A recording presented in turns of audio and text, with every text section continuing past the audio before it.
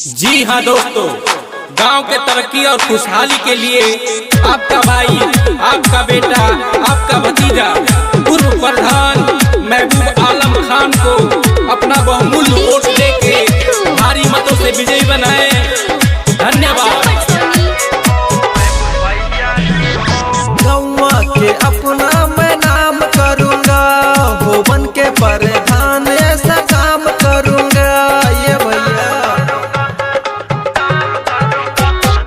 गौवा के अपना मैं नाम करूँगा, हो बन के प्रधान ऐसा काम करूँगा। आशीर्वाद मांगता नी छू के पौवा के हो, आशीर्वाद मांगता नी छू के पौवा के हो। चाची रखिया ख्याल बेटौआ के हो, चाची रखिया ख्याल महबूब भैया के हो।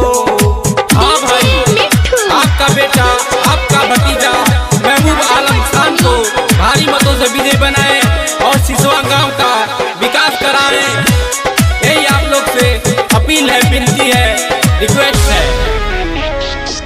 पूरा गरीबों का आस होगा, गौवा के अपना विकास होगा।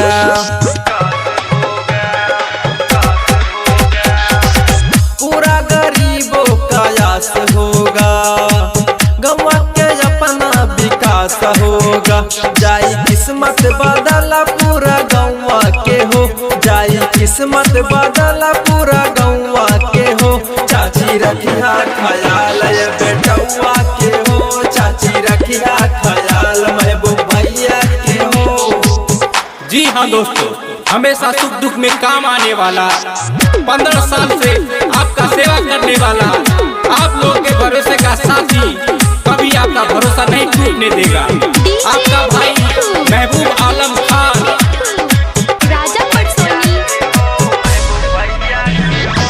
जीत जब जाई बेटौआ तोहार, ए चाची खुश रही गौवा जवार। जीत जब जाई बेटौआ तोहार, ए चाची खुश होई गौवा जवार। ढेरा दिन बचल नहीं हो चुनौआ के हो, ढेरा दिन बचल नहीं हो चुनौआ के हो। चाची रखिया ख्याल बेटौआ के हो, चाची रखिया ख्याल महबूब भैया के हो। जन जन का ये नारा है, जन जन का ये नारा है, महबूब खान हमारा है, महबूब खान हमारा है। जी हाँ दोस्तों, आप लोग से रिक्वेस्ट है, विनती है, गुजारिश है कि महबूब खान भाई को भूलिएगा मत, अपना कीमती वोट देके विजयी बनाइएगा। एक एक वादा निभाऊंगा मैं, कहा जो करके दिखाऊंगा मैं।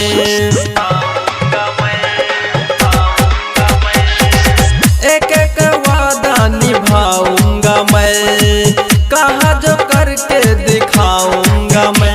अमित के सोई सुनावेला रउआ के हो, अमित के सोई सुनावेला रउआ के हो। चाची रखिया ख्याल बेटौआ के हो, चाची रखिया ख्याल महबूब भैया